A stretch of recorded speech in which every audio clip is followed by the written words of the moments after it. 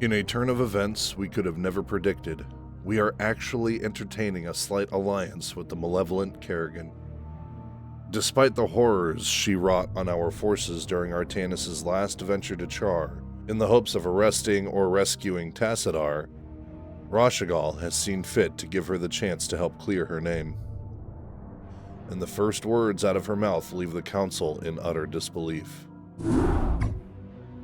Now then, Kerrigan. Perhaps you had best explain yourself. What is this news you've come to give? There is a new overmind growing on Char. What? There is a new overmind forming on Char. Zeratul refuses to believe this statement. The idea that all of our sacrifices, just to vanquish the original overmind, being in vain, leaves him utterly pained. Impossible. Why should we believe anything you have to say? Because, Zeratul, I'm no longer the mindless murderess whom you fought on Char. The Overmind is dead. Whatever warped control it once had over me is gone. I know that this is a lot to take in all at once, but you've got to believe me. There's more at stake here than... She lies. Kerrigan expresses that now that she is free of the original Overmind's will, she has agency over her own actions. A statement that is interrupted by Aldaris. He claims, and rightfully so, that the Queen of Blades is corrupted and rotten throughout her very being. She is infested to the core. I, for one, will not listen to any of this. Silence, Judicator. Continue, Kerrigan. Rashagal silences the Judicator and requests Kerrigan to continue her story, an action which greatly upsets Aldaris, and he excuses himself from the Council. Apparently, many of the renegade Cerebrats, commanded by Dagoth, have merged into a new Overmind. Fortunately, the creature is still in its infant stages. It can't control the swarm yet, but Dagoth and the others still have control over most of the broods. The two Cerebrats you killed here were part of Dagoth's forces. Kerrigan explains further that this new monstrosity is being formed by the coalescence of numerous Cerebrats, with Dagoth being the one leading the way. And while it is still a young creation, it cannot exert full control over the swarm. But should the new Overmind reach maturity, then Kerrigan will have her freedom wrenched away, and she will once again be subjugated to a higher power. Look, I don't need to tell you all what might happen if that thing reaches maturity. I can guarantee you that should it awaken, it'll take full control of me, just like it did before. I don't want that to happen, and I'm pretty sure you don't want it to happen either. While still not completely believing her, Zeratul stresses that finding the Uraj and Callus is what is more important. They must save Shakuras, first and foremost. Kerrigan insists that she can be of use and offers to help them scour the Zerg from the planet, as doing so would definitely hinder the new Overmind. Even if what you say is true, our priority is to save this world, not assault the new Overmind. We must find the crystals Uraj and Callus before we are all vanquished. Then I'll help you with your search. If you can defeat the renegade Zerg gathered here, it'll weaken the efforts of Dagoth and his ilk. As she is new to the plight that is the Zerg, Rashagal requests that we put aside old feuds and ally with Kerrigan. My children, you must put aside your fears and misgivings to accomplish what must be done. For the time being, Kerrigan will assist you in your endeavors. Though she has been your enemy, it is enough that we share the same agenda now. Allow her time enough to prove herself to you, and you may find her to be a valued ally. For now, you must focus on the task at hand. Search for the Uraj on the planet Praxis, and let nothing stop you from recovering it. Maybe she is indeed telling the truth, and Kerrigan is correct in assuming that we do not want her to go back to her old murderous self. Artanis calmly states that while we work together to secure the Uraj crystal on the planet of Praxis, he reaffirms that we cannot simply forgive Kerrigan, for her crimes against our people run deep. Too deep to simply let them go with a heartfelt apology. We will do what you ask, Matriarch. But you cannot expect us to forgive Kerrigan's crimes against our race. Executor, prepare our forces. We shall debark for the planet Braxis before the next moonrise.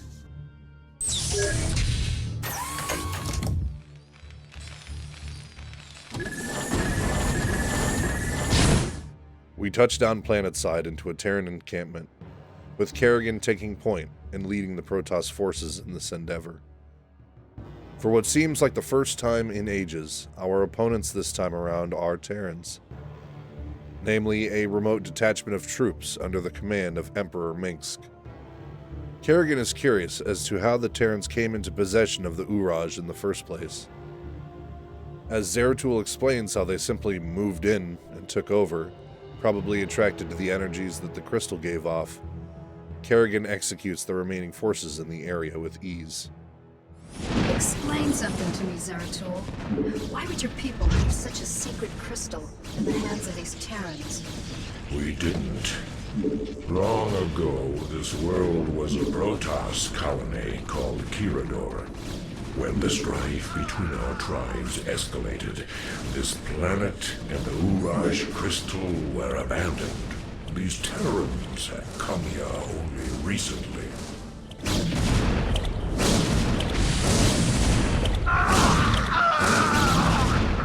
As we get our base up and running, Artanis messages us and states that we will be without air support in this mission. There was an issue with the warp travel to Braxis, and so our only aerial units for this attack will be shuttles and observers. This should pose no issue, however, as we have done more impressive feats with less resources in the past. Executor, we have a problem. Our warp matrix was damaged during transit. Because of the extensive damage, we will be unable to warp in stargates to this location. Wasting no time, we begin setting up photon cannons to protect our perimeter. Once secured, we are able to send out our scouts, with Kerrigan in tow. With the Reavers that were granted to us at the start of our mission, we are able to make short work of the enemy forces closest to our location, securing a much-needed cache of resources.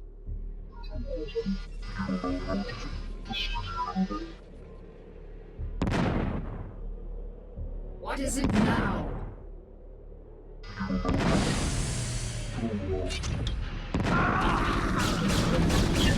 Yes, sir. We're under attack. Highway.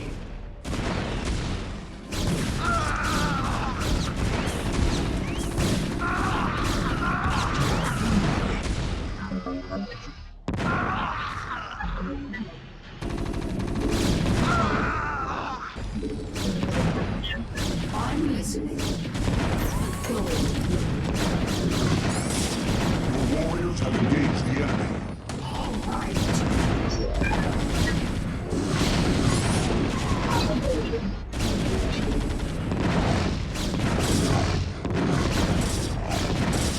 I'm listening.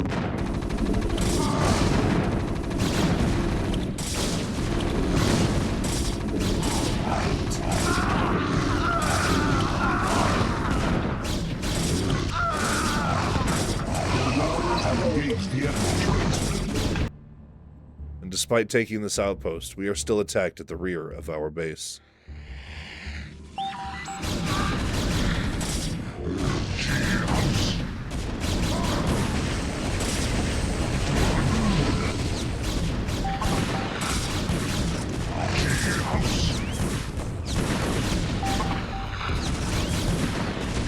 We deploy an observer to investigate the whereabouts of their forces, and find yet another base stationed across the frozen lake. A base which a squad of zealots make short work of. Serve for Adun.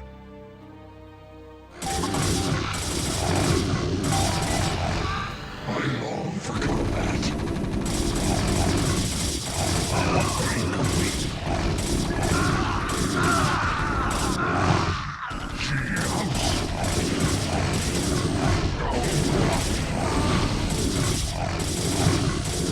Honor guide me. The warriors have engaged the enemy.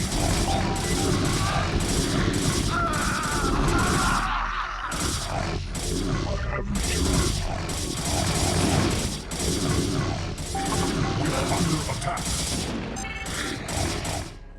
With a plethora of resources, numerous troops, and the Queen of Blades on our front line, we make our assault on the Dominion forces.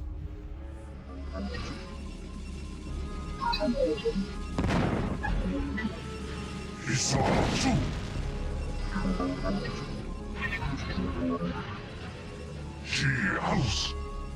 What now calls? What is it now?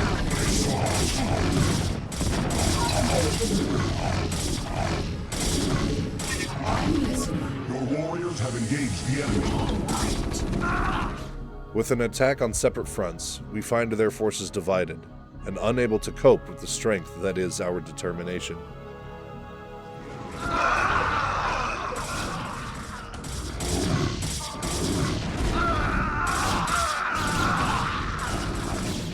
Your warriors have engaged the enemy.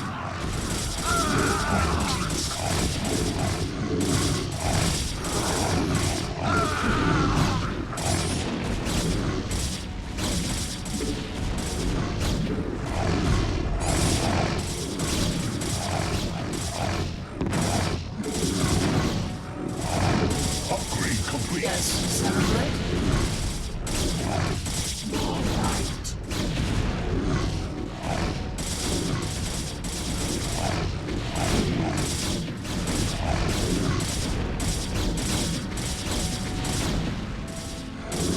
Honor guide me.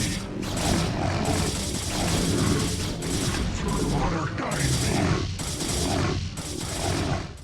After much effort on her part, and actively putting herself in harm's way to protect the lives of the Protoss warriors around her, Kerrigan makes it to the Uraj and successfully removes it from Dominion custody.